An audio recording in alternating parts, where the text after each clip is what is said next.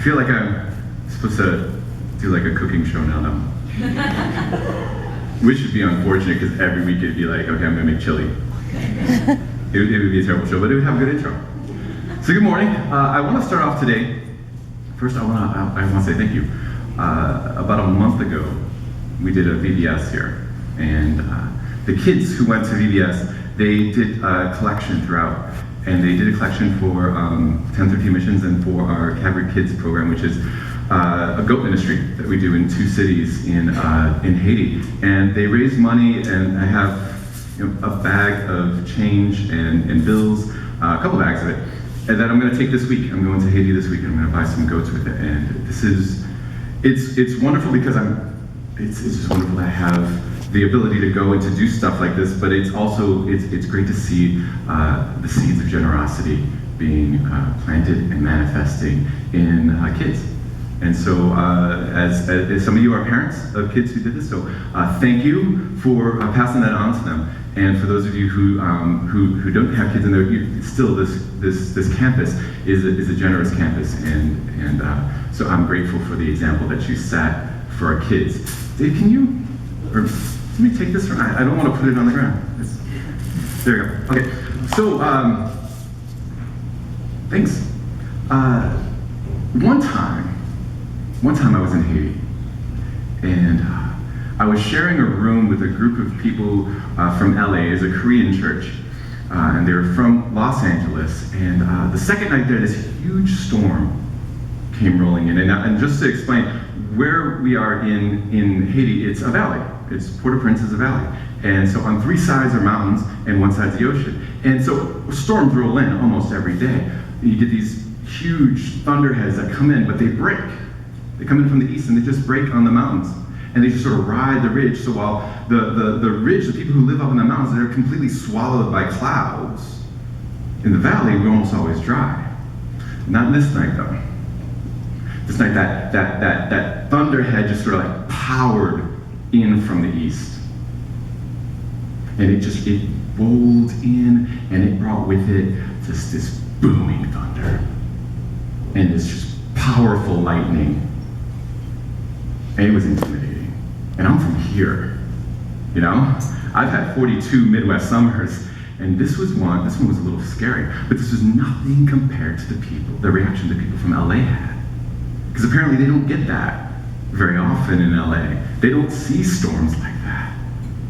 And so these people see these massive thunderheads and the lightning forking and thunder booming, and they're cheering. This has lasted for hours. They're cheering and then they're laughing, and it's a nervous laughter. You know, there's this one guy, you can just hear him over the thunder going, I'm gonna pee myself if this doesn't stop. They didn't know what to do with it.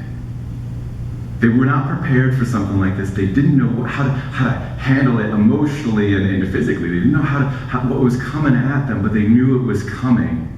It was this inevitable thing that was about to happen. And that's what I want to talk about today. I want to talk about storms.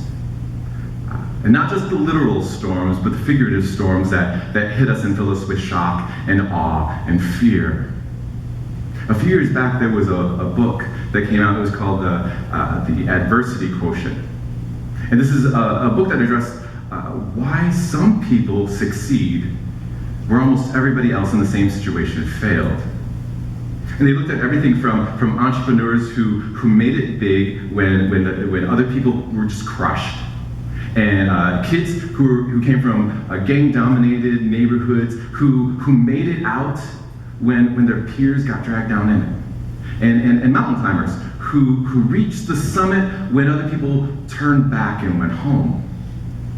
And the conclusion was that the most important factor in achieving success in life is not how smart we are, and it's not the skills that we have, and it's not even how strong our relationships are. The most important factor is how we deal with adversity, how we weather storms. Because there always seems to be a storm coming, doesn't it? Like Dave said, we're continuing this series called The Lake Effect. I'm really digging this series so far, and what we're doing is we're taking a look at some key moments in the ministry of Jesus And a lot of his ministry centered around this one area, the Sea of Galilee. And we're specifically looking at moments that he had with his followers, and we're trying to see what we can learn about our own relationship with him through these stories. And in today's story, Jesus' disciples find themselves in the middle of a storm. And the story goes like this. That day when evening came, he said to his disciples, "Let us go over to the other side." Leaving the crowd behind, they took him along, just as he was in the boat. Now there were also other boats with him. A furious squall came up, and the waves broke over the boat, so that it was nearly swamped. Jesus was in the stern, sleeping on a cushion. The disciples woke him and said to him, "Teacher, don't you care if we drown?" He got up, rebuked the wind, and said to the waves, "Quiet, be still." Then the wind died down, and it was completely calm. He said to the disciples, "Why are you so afraid? Do you still have no faith?" They were terrified and asked each other, "Who is this? Even the wind and the waves obey him." Now this account is from the book of Mark, which is a biography of Jesus written by a guy named Mark. Mark was one of Peter's closest disciples. And Peter was one of Jesus' closest friends and also somebody who was in that boat. So what we're getting today is his vision, his witnessing of Jesus.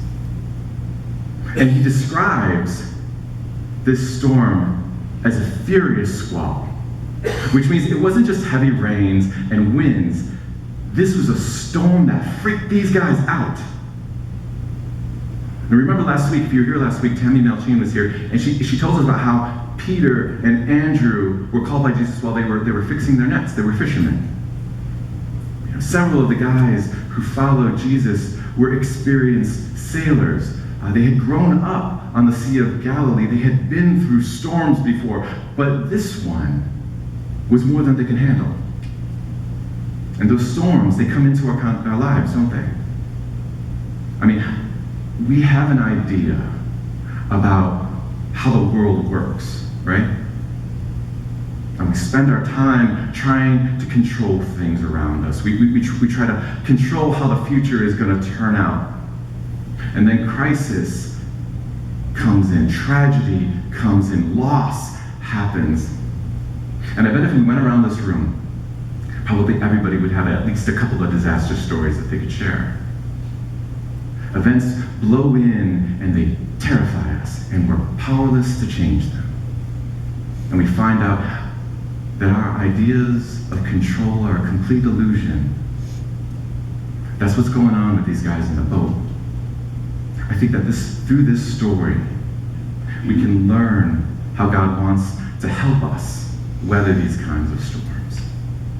And I think the key is in the 4 questions that are asked in the story. So the first question comes from the disciples, and they ask Jesus, "Don't you care?" Sounds like they're doubting Jesus' concern about their safety, doesn't it? Because they were. They were completely doubting his concern about their safety, and it's not hard to imagine why. Waves are crashing over the sides. Everyone thinks they're about to drown, and Jesus is asleep in the back. It's a seriously sleepy Jesus. Have you ever felt like that? Feel like God must be sleeping through this crisis. He must not care that I'm on the verge of disaster. Or you feel like he must not even just be paying attention, at the very least. I know I felt that way. I think on some level, and myself included in us, I think that we fall into a trap that we think that because we're following Jesus, that we're going to get a pass, or that we should get a pass when it comes to trouble, right? But Jesus was completely upfront with all of us from the very beginning. He says, "In this world you will have many troubles." Jesus said there will be storms. It's one of the things that we can absolutely count on. Not just 1 or 2 crises, but many storms. There's always an El Nino brewing. There's always a storm ready to come. And when they arrived, the difference between intellectually knowing of God's love and knowing God and knowing his love for you, that can make all the difference in the world. And it's really hard to get there because that requires experience, right? You got to go through some of this. The disciples knew Jesus. They knew he cared, but they had no idea how much he cared. They had no heart knowledge yet. So that question comes out. Don't you care? Don't you care that we're about to drown? And here's what I love about the interaction. The question doesn't bother Jesus at all, Because it's okay to be honest with God. It's okay to complain to God. It's okay to cry out to God. And that's what I picture is going on in this story. There's a group of men who aren't ready to die yet, who are crying out to Jesus. And this concept of crying out to God, it comes up over and over again in the scriptures. There are over 50 references to crying out to God in the book of Psalms alone. This is something that we need to know about being in a storm. It's not only okay to cry out to God for whatever it is that you're feeling in the midst of it, it's important to cry out to God. Part of having a closer relationship with anybody is being open about your feelings, right? It's no different with our relationship with God. And that's what these first Christ followers were doing. That's what we can do too. Cry out to him with whatever questions or fears or doubts that we have. He can handle it. It's part of learning to weather these storms. So the disciples, they cry out to Jesus. He opens his eyes, he speaks a couple of words, and the wind and the waves are gone. And I wish that was the pattern with God, right? I wish that was I wish there was a formula. I cry out to God, he rearranges reality, drops a miracle, and we can all go out for churros. I'd like that. It's simple, satisfying, and delicious. It would be nice, but that's just not the way it's going to happen, right? It's just not the way it goes. Even for the disciples in this situation, experiencing the calming of the storm, that was just the beginning of the process. Jesus doesn't leave it there. As soon as the sky clears, he asks them this question. Why are you so afraid? And when I read that, why are you so afraid? My first reaction has always been that Jesus is telling them that they shouldn't be afraid. But that's not what's going on. When he asks, why are you so afraid? He's trying to help them see something. Like I said, some of these guys, they had spent their whole lives on this lake, the Sea of Galilee, which may be why this storm freaked them out so much. They were sailors. They were used to handling storms themselves. And in this situation, they had done everything they knew how to deal with the situation. But all their knowledge failed them. All their skills failed them, and it freaked them out. We're not that different, are we? A storm hits, and our culture kicks in. We do what comes naturally. We try to fix it. We try to weather it on our own. That's who we are, right? We're not Americans, are we? We're Americans. We're rugged individualists. We try to handle everything ourselves because we are a self-help culture. But when it comes to these really big storms in life, self-help is an oxymoron. It's a contradiction of terms. Self can't help. Self may have some suggestions. Self may have some ideas, but self can't really help. Self is undependable. Self can say, try harder or work more. Self can come up with all sorts of adaptive and maladaptive coping strategies, all sorts of brilliant ideas, and they can work sometimes. But we're all going to face all sorts of storms that we are completely out of our depth with. We can't rely on self.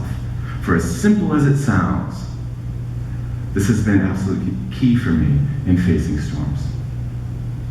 I need to place my hope and my trust and my confidence in somewhere other than myself. I need something bigger than me. And maybe, what God's been saying to you through your anxiety and turmoil is what he's been saying to me.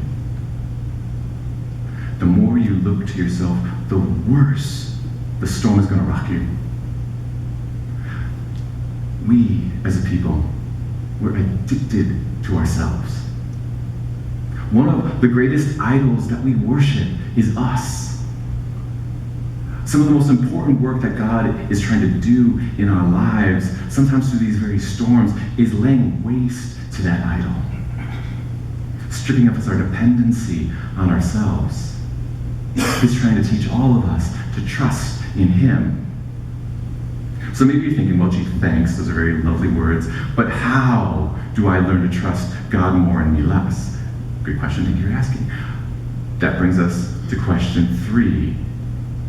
Jesus asks his disciples, why are you so afraid? But again, it seems like he's scolding them with this question, but it wasn't. He was reminding them of why they could trust him, even in the middle of that storm, why they could have faith in him. Even though the storm, it comes kind of fairly early in their relationship with Jesus, they had already witnessed a whole lot of miracles coming out of him. You know, the incurable diseases were cured. Demons were cast out. They'd seen him do things that no person should ever be able to do. But when that storm came, they forgot it all. So when Jesus says, do you still have no faith? He wasn't busting them out as much as he was saying, trying to get them to recall all the reasons that they already had to trust him. And this is so key to weathering storms. Another word that's all over the place in the book of Psalms is the word remember. Remember. Meaning to intentionally bring to mind and dwell on what God has already done for you. When the storms rage, we can hold on to confidence in God by intentionally remembering all the other storms that he's already brought us through. Jen, my wife and I said before, we were missionaries. So almost all of our storms are financial. You know, we can do the best jobs in the world as missionaries, and that does not necessarily translate into income. The life of our mission is completely dependent on people being moved to generosity. So we go through financial storms all the time. And there are many, many times where we feel like we have been left all on our own. And we have no idea how we're going to continue doing what we're called to do. And I've had many dark, lonely moments when I think that I've made just a huge mistake with my life. Confidence is a hard thing to hold on to. Worry and anxiety and panic, they come easily. Faith is difficult. But I have to remember who my God is. Money gets tight. Things look desperate. As a family and as a mission, we've struggled at times. But he's still God. We've never gone without. We've never missed a bill. We've never had to say no when a need was presented to us. The work continues to get done because even in those dark, lonely moments, we have never been left alone. In the midst of my panic, my mind tells me, this is it. This is the one that's going to sink us. It's like I forget who my God is.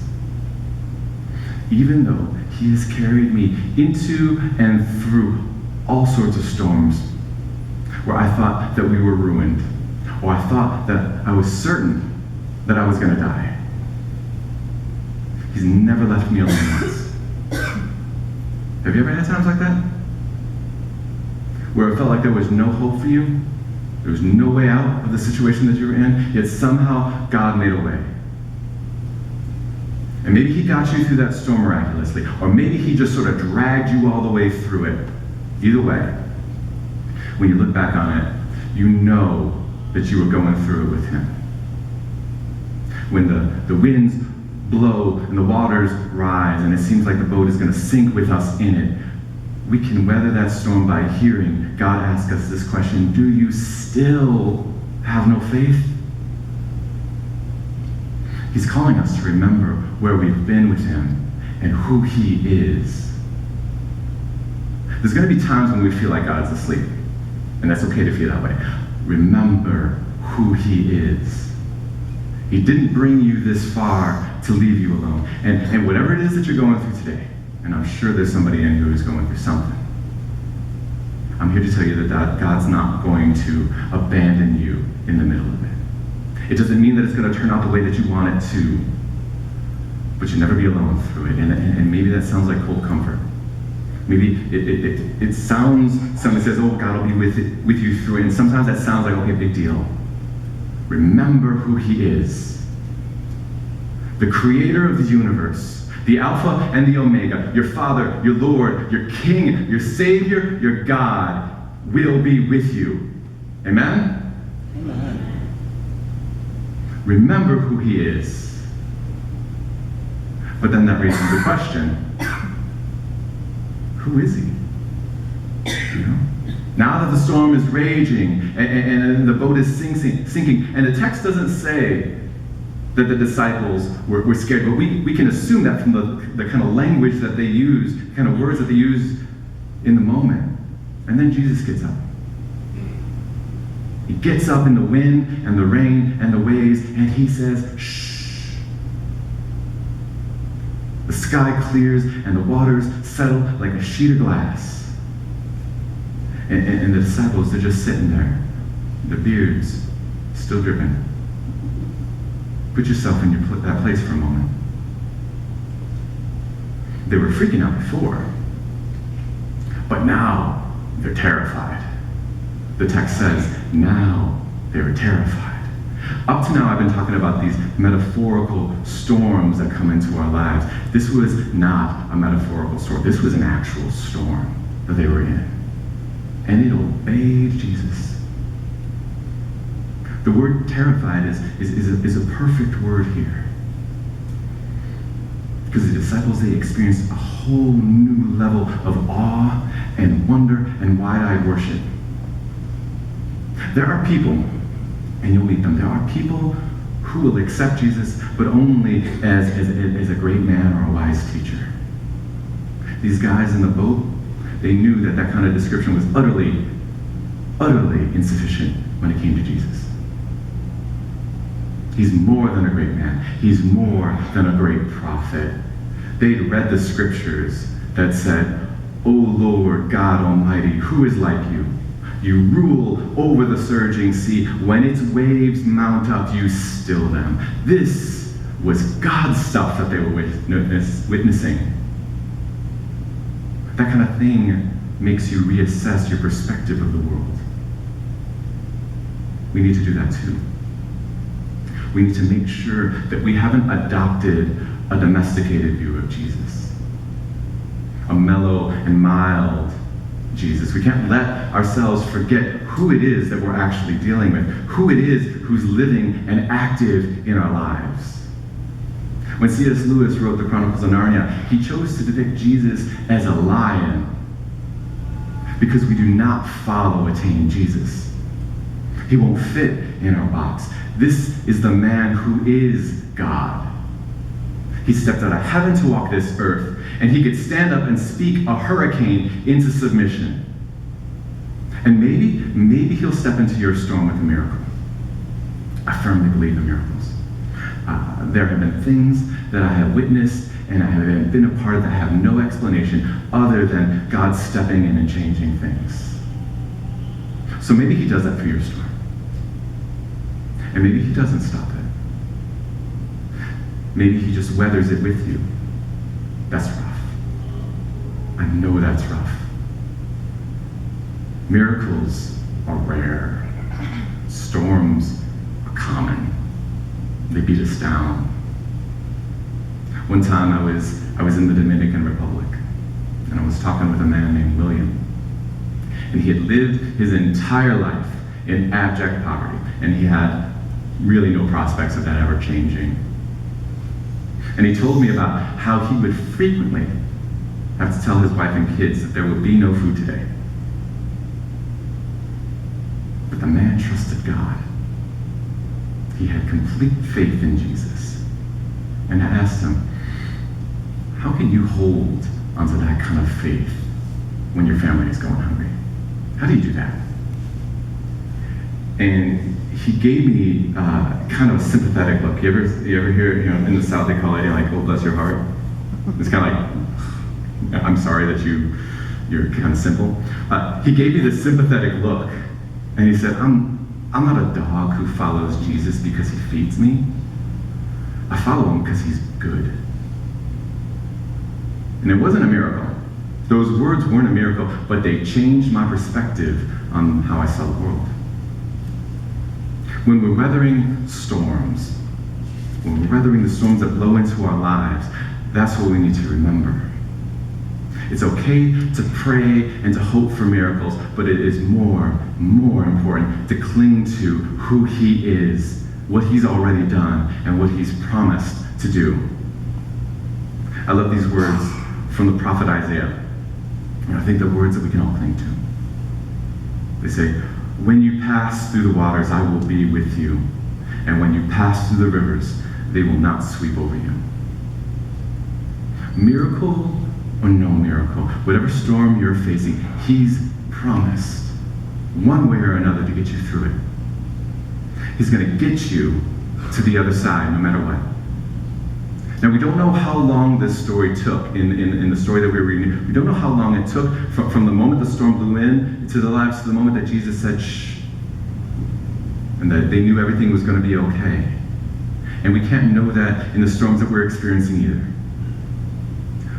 All I know is that the one who speaks these words to your heart of hearts, no matter what you're going through, he says this to you: when you go through deep waters of great trouble, I will be with you. When you go through rivers of difficulty, you're not going to drown.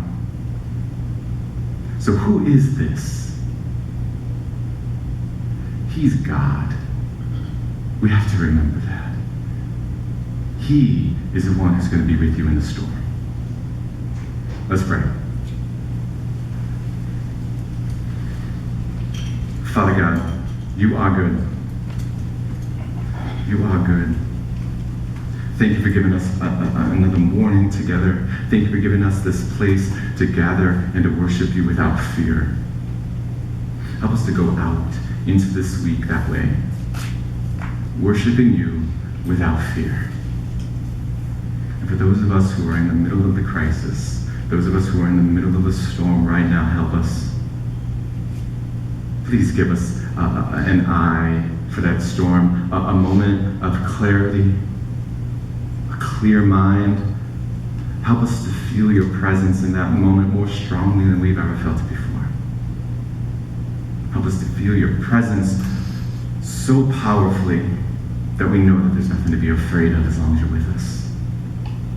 Help us to face our troubles, knowing that you love us and care about our struggles. And help us when we cry out to you. Help us to rely upon you. Help us to recall all the reasons we have to trust you and never lose sight of who you are, our Father. Thank you for being you and for loving us the way you do. And we love you back. Amen.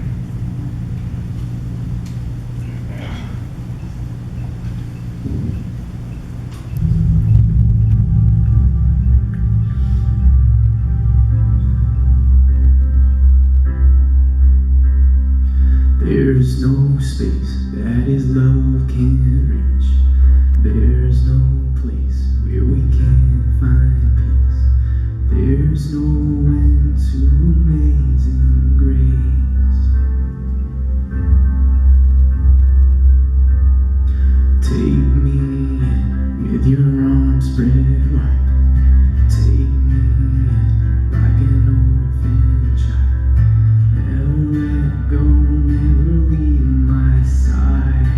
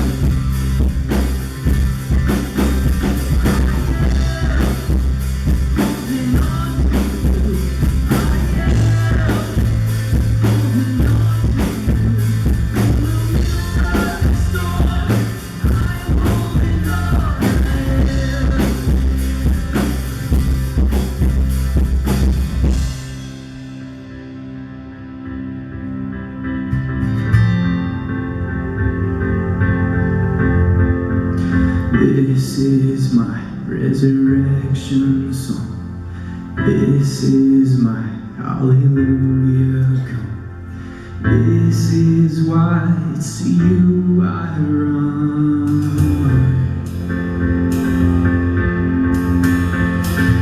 This is my resurrection song. This is my hallelujah come. This is why it's to you I run. There's no space that is not there. There's no place that we can't find peace. There's no rest.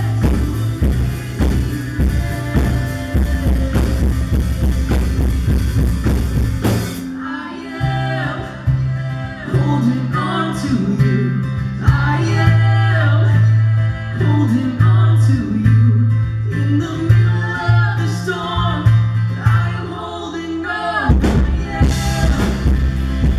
holding on to you. I am holding on to you in the middle of the storm. I am holding on.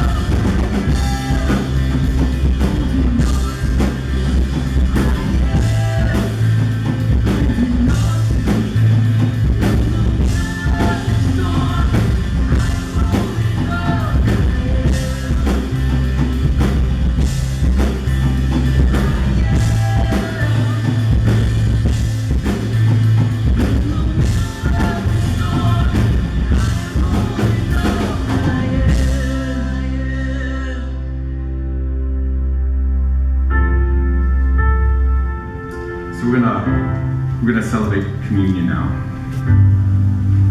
and this is a moment I think is there.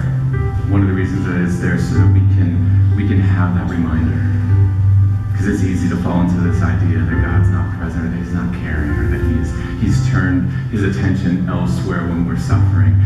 This is a moment where we reconsider that, because we see the lengths to which He was willing to go so that we would never be separated from Him.